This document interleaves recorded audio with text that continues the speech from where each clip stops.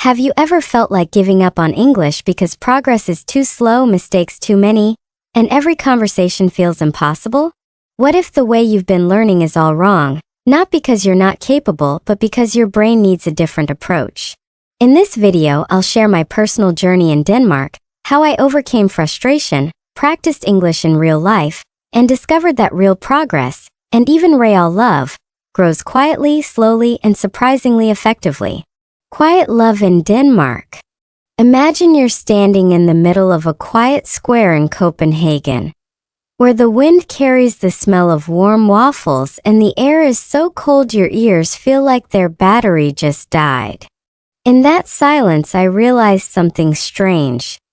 Real love and real English learning never look like what the movies promise you. There's no dramatic soundtrack, no slow motion running, and nobody screams, "I love you," in the rain. In Denmark, love feels more like a bicycle, steady, quiet, durable, and never showing off. And you know what's funny? Your brain actually prefers this Nordic-style love. It doesn't learn well in rush or noise. It hates pressure. Psychological research shows that when you learn a language through small, slow, low-stress moments, your brain stores far more information than during chaotic cramming sessions. In other words, your brain likes to fall in love with English silently, not in a high-speed Hollywood romance. I still remember the moment I encountered love that looks nothing like the movies. Danish people spoke so little I thought they disliked me. But then I realized they express love through tiny actions. A cup of tea left at your door. A gentle nod. A quiet "take your time." And in that same moment, I understood that my English needed to be treated the same way, softly, patiently, one small step at a time. Many people watching this video probably know that feeling. You want to get good fast, you get discouraged even faster, and finally you decide English just isn't for you. But the truth is different. You're not bad at English.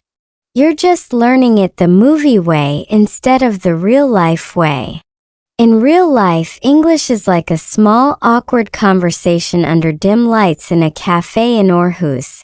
Slow, imperfect, a little clumsy, but so real it softens your heart. And the interesting part? When you allow yourself to learn slowly, English starts whispering back to you. You hear more clearly, you read more naturally, and you speak more honestly. Not dramatic, not perfect, just steady. And that was the moment I understood both love and English don't have to be loud to be real. Losing motivation abroad. Imagine standing in a small Danish kitchen at 7 a.m. in winter. It's so dark outside it feels like the sun has never existed. You open your eyes, look out the window, and ask yourself, why did I choose to live in a place where the sun only shows up for 3 hours a day? That was exactly my life during my first year here. And also the moment my motivation to learn English hit rock bottom. No one tells you that loneliness can destroy your language ability faster than skipping classes. When you live in a foreign country, everything feels so unfamiliar that your brain temporarily refuses to translate. I still remember standing in a Netto supermarket, and the cashier said a simple English sentence, something a 5-year-old could understand. And yet my brain reacted like a frozen Windows screen. No response, no loading, just existential buffering.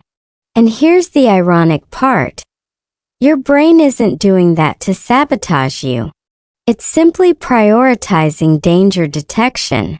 Psychologically, the way your brain reacts in a new environment is almost identical to when a wild deer stares at you. Alert, tense, unable to process soft information like language. That's why learning English abroad doesn't always boost your progress x3, like influencers claim. The truth? Sometimes you get worse.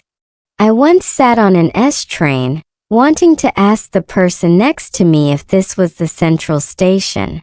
But my mouth was locked with a passcode and my brain forgot the password. So I sat there staring out the window pretending I knew where I was going. Spoiler: I did not die in Denmark. Silence is normal. But for someone who's losing confidence in their language skills, silence can feel like an invisible glass cage. You hear people around you Danish that sounds like rap and their English so sharp and clear it cuts through the air. Meanwhile, your brain is trying to translate milk into milk and then back into SUA. A three-language war just to buy 1 liter of dairy. In that environment, losing motivation is completely natural. You're not weak. You're not bad. You're not meant for English. It's simply your body reacting to a world so unfamiliar that your nervous system switches into survival mode. And here's the most interesting fact. When the brain is in survival mode, communication ability drops by up to 40%. That means you're not failing. You're just fighting a stronger version of stress. Looking back, I wish someone had told me this earlier. You haven't lost motivation. You're just tired. And being tired doesn't mean giving up. The truth is, everyone learning English abroad goes through this phase. The only difference is how they treat themselves during it. If you feel like you're slowing down, congratulations, you're experiencing the exact process a normal brain is supposed to go through. A small moment that changed me. Imagine standing outside a grocery store in Aarhus with that classic Danish drizzle. Not strong enough for an umbrella, but annoying enough to make you question every life decision you've ever made, including why you left home. I stood there holding my shopping bag, so cold my nose felt like it wanted to declare independence. And then, it happened. A tiny Danish grandmother, about the size of a butter cookie, saw me struggling with the bag and walked toward me. She spoke in English so gently I thought the weather itself was whispering. Do you need help? Normally my brain would lag every time a local talked to me. But strangely, in that moment, I understood every word. No panic, no freezing, no translating in my head. Just pure, simple understanding. It sounds normal, but to me back then, it felt like discovering a superpower. And here's the interesting part. The human brain activates a calming effect when it senses safety.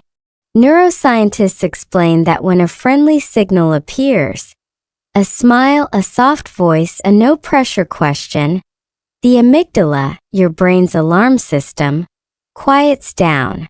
And right at that moment, your language ability rises sharply, like removing a brick blocking the door. And the funny part? That grandmother only helped me tie a bag. A 5-second action. No philosophical lesson. No inspirational speech. No movie montage.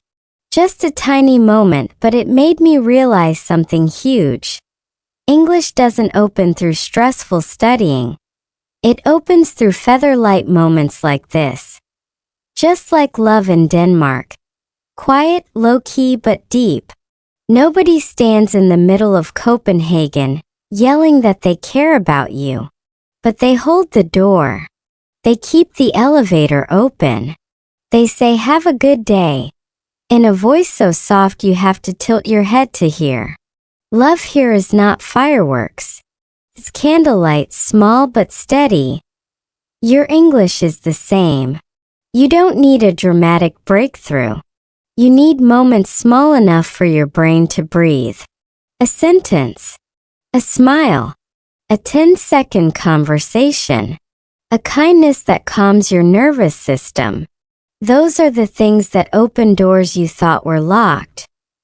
The moment that grandmother spoke to me became a turning point. Not because I suddenly became fluent, but because for the first time I felt allowed to be slow. allowed to make mistakes, allowed to speak like a learner, not like a Hollywood actor. And that, for me, was the biggest shift, realizing that every big change begins with a moment so small you almost miss it. The science of slow learning. Imagine your brain as a tiny cafe in Copenhagen. It's cozy, it's warm, and it absolutely hates being crowded. Every time you try to cram a dozen English words in one go, it feels like trying to seat 50 customers in a space made for 5. Chaos ensues. That's why slow learning is not just a cliché. It's neuroscience in action. Studies show that the brain retains information far better when learning is spaced out and low stress. In other words, your English improves when you go slow, not when you sprint. Here's the kicker. Your amygdala, the alarm center of your brain, is hypersensitive to stress. When you push too hard, it shouts danger. And suddenly, all your English words evaporate. That's why sitting through a 1-hour grammar marathon often leaves you remembering nothing. But when you approach learning gently, a short story, a 5-minute listening clip, or even repeating one phrase in the mirror, your brain relaxes. Neural pathways fire smoothly, memory consolidates, and comprehension actually grows. Science calls it the spacing effect. Your neurons high-five each other quietly in the background. Let me give you a real-life example. I once spent a whole week trying to memorize 20 new vocabulary words in a single sitting. Disaster. By day 3, I was mixing up apple and onion, and even my coffee seemed offended by my confusion. Then I tried something different. 2 words per day, using them in tiny real-life scenarios, ordering at the bakery, talking about the weather, asking a stranger for directions. Boom! Words stuck. My confidence grew. The lesson: slow contextual learning beats fast, isolated memorization every time. Here's another fascinating part: dopamine. Yes, the same chemical that makes your brain celebrate when you eat a good pastry. When you successfully use a word in real life, dopamine rewards you. It's like your brain giving you a tiny standing ovation. The slow approach creates repeated little wins, each one reinforcing learning without overwhelming your system. Fast learning often overwhelms dopamine. Slow learning triggers it steadily. That's why slow learning feels more rewarding and sticks longer. The beauty of this science is that it mirrors life outside English learning. Think of love again. Love doesn't bloom in a week with fireworks and confetti. It grows quietly. Small gestures, repeated actions, tiny conversations. The parallel is uncanny. Your English, like love, grows when nurtured patiently with consistency and without panic. So next time you feel frustrated because your English isn't movie level. Yet remember, the brain loves slow, gentle, and steady progress. It's not lazy, it's strategic. You're not behind. You're learning wisely. Celebrate the mini moments, the tiny successes, the slight improvements, the words you actually use without panicking. Those moments are proof your brain is doing exactly what it's meant to do. And the punchline? Patience isn't boring. It's the secret sauce behind every fluent speaker and every quietly happy heart. Practicing English in real life. Imagine stepping out into the streets of Copenhagen, the cobblestones slick from a light drizzle, and realizing that every person you pass is a mini English lesson waiting to happen. That's exactly how I started practicing my English daily. Not in classrooms, not with textbooks, but in real-life situations that felt slightly awkward at first but incredibly effective. One morning, I was at a small bakery near Norrport Station. The baker greeted me with a warm smile and asked, "What would you like today?" My brain hesitated, heart raced, and my tongue almost froze. But instead of retreating into silence, I slowly responded, I would like a cinnamon roll, please." To my surprise, she nodded, smiled, and handed it over. That 5-second exchange reinforced something crucial. Using English in real-life context solidifies learning far more than repetition and isolation. Science backs this up. Experiments in language acquisition show that contextual learning, using words in meaningful real-life situations, triggers stronger neural connections than memorizing lists. Your brain links language to experience, emotion, and memory, which makes recall faster and more natural. In short, the cafe, the bus, the grocery store, they all became my classrooms, and the locals became patient teachers in disguise. Another example, I would practice small talk with strangers on the S train. "Is this the central station? Do you know where the library is?" Each question, each attempt was a tiny victory. At first, my sentences stumbled, my pronunciation faltered, and my confidence wobbled. But consistent repetition in low-pressure settings allowed my brain to automate language patterns. Over time, asking for directions or ordering coffee became effortless. Even mistakes became learning opportunities. Once I mixed up fork and knife while ordering lunch.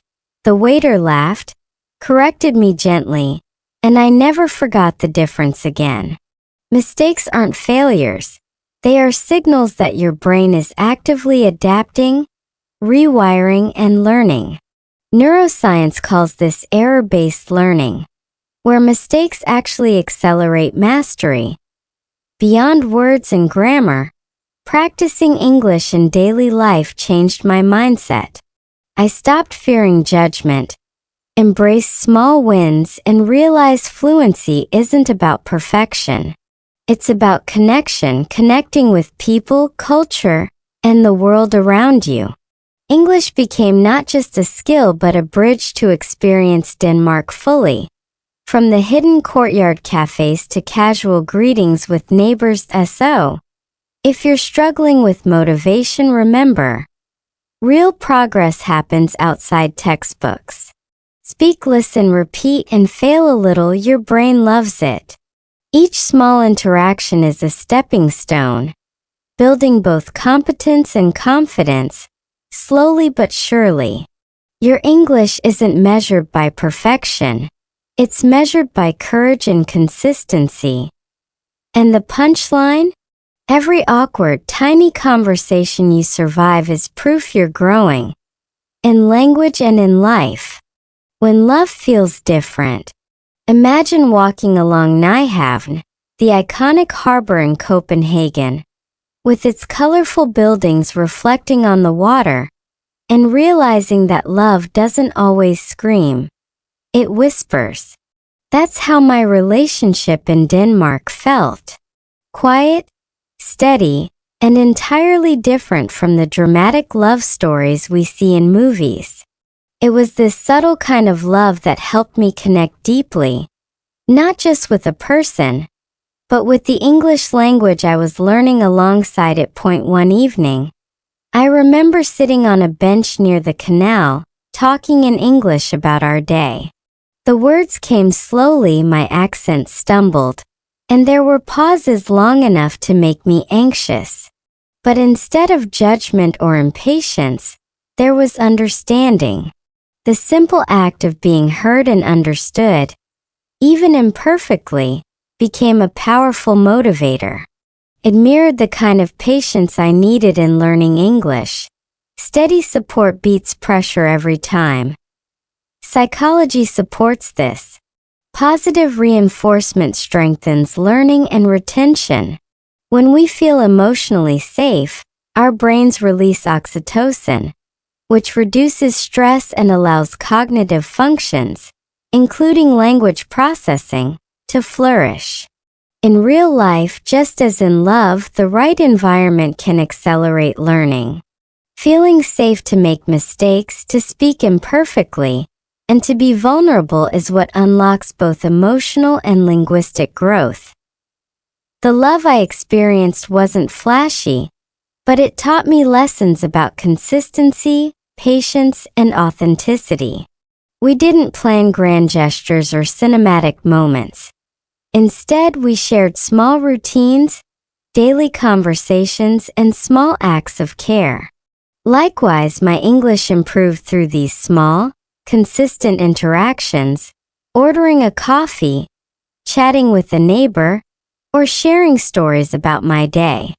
The slow, gentle pace allowed my brain to absorb, practice, and internalize language naturally. Here's the subtle brilliance. Both love and language thrive on repetition, patience, and real connection. The quieter, smaller moments often carry the most impact. That soft, almost invisible love gave me courage to keep speaking, keep listening, and keep learning without the pressure of perfection. And it's funny, just as I started feeling more fluent in English, I started feeling more confident in love too.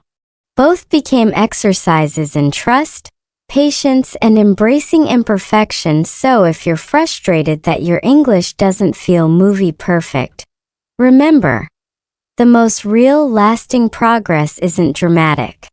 It's subtle, slow, and steady. Just like love, language grows quietly, often in ways that surprise you with their depth and strength. And sometimes the most impactful moments are the ones you almost don't notice. A shared smile, a simple sentence, a small understanding. And the punchline? Real love and real English are rarely spectacular. They're steady, meaningful, and quietly transformative. Building confidence gently. Imagine yourself standing in front of a cafe counter in Copenhagen, ready to order, your heart pounding and palms slightly sweaty. That was me many mornings ago, terrified of speaking English in public. Every word felt like it could betray me. Every sentence like a potential mistake waiting to happen. But over time, I learned that confidence isn't built through grand speeches or perfect grammar. It's nurtured gently. Like planting seeds in soft soil, I started with micro-actions. Ordering coffee, asking for directions, greeting neighbors with a simple good morning. Each interaction was tiny, almost insignificant, but cumulatively they rewired my nervous system. Psychologists call this exposure therapy. By gradually facing the situations that trigger fear, your brain learns that these moments aren't dangerous. Slowly, my anxiety about speaking English started to fade, replaced by a quiet anticipation to try again. Here's a little trick I discovered. Celebrate small victories. Finished a short conversation without freezing? Excellent. Managed to ask for a bakery item correctly? Fantastic. Even mispronouncing a word but being understood counts. Every tiny win releases dopamine, the brain's reward chemical, which reinforces learning and boosts motivation. This isn't just psychology. It's science doing you a favor. Over time, these small victories compound, creating confidence that feels natural rather than forced. Mistakes surprisingly became my best teachers. I once asked for a fork and accidentally said a knife, making the barista chuckle. Instead of embarrassment, I laughed along. That moment made the word unforgettable, teaching me faster than any memorization exercise. Neuroscientific research calls this error-based learning. Our brains remember mistakes vividly, turning them into lasting knowledge. Embrace mistakes and they become stepping stones, not roadblocks. Another strategy was self-talk. Before any conversation, I'd whisper to myself, "It's okay. Slow is fine. Just speak." Odd as it sounds, your brain responds to internal encouragement just as much as external feedback. These small affirmations reduced stress, helped my neural pathways fire more efficiently, and made English feel less like a test and more like a dialogue with life. Ultimately, building confidence gently taught me a profound truth. You don't need to speak perfectly to be fluent. You only need to practice consistently, embrace imperfection, and take small, deliberate steps. Each day, each short conversation, each tiny success compounded into a stronger, calmer, and more capable version of myself. Confidence doesn't explode overnight. It grows quietly, steadily, and beautifully. And the punchline? The most enduring confidence comes not from perfection, but from persistence, patience, and countless small wins that your brain never forgets. Quiet but strong ending. Imagine the last sunset over the canals of Copenhagen, the water reflecting every color softly, quietly, without shouting. That's how I want you to think about both love and learning English. Both are not about fireworks, dramatic breakthroughs, or viral moments.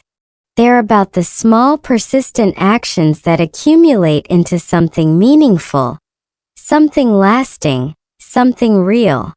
That's the lesson I learned in Denmark, and it applies to every English learner who feels tired, frustrated, or on the verge of giving up. I remember walking along the canal, reflecting on months of practice, mistakes, and tiny victories. Ordering coffee, chatting with strangers, laughing at mispronunciations, and slowly understanding conversations. Each moment seemed insignificant alone, but together they formed a steady, strong foundation. Love, too, had shown me the same principle. Quiet gestures, repeated care, gentle patience, and understanding created bonds far stronger than any dramatic declaration ever could. Science confirms this approach. The brain strengthens neural connections through repetition, patience, and emotionally safe experiences. Every small conversation, every sentence used, every word remembered, reinforces learning just as every act of kindness, understanding, and patience strengthens love. Real growth, whether in language or life, rarely happens overnight. It happens slowly, quietly, persistently. So here's the final insight.